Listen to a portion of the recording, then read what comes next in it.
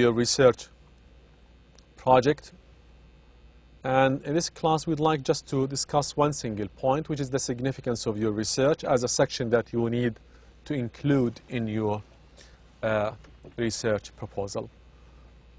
The section, the significance of the research, simply states or explains the significance, the importance of your study.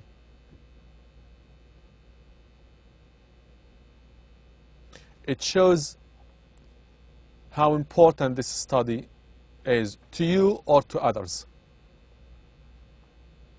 It should include or should show how your research benefits or impacts others.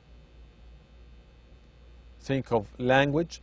When you find something, for example, new, when you explain why sounds change, when you try to comment on some sociolinguistic features with regard to language, you need to show why finding these things is important.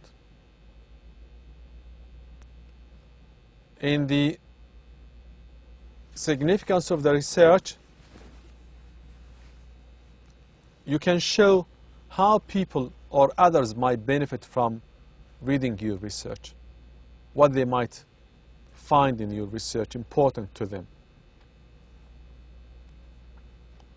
And you might also think of how this is important to the field of linguistics or to the field of literature or to the field of translation by presenting something new or something that's worth investigating later on. Some people might refer to this section as rationale.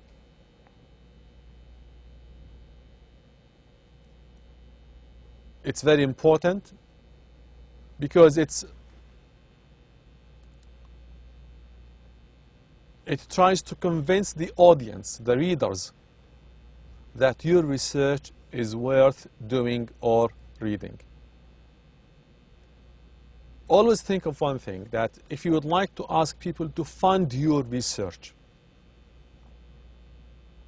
what points you need them to know about your research to convince them to fund your research. At this point, you can tell the significance of your research.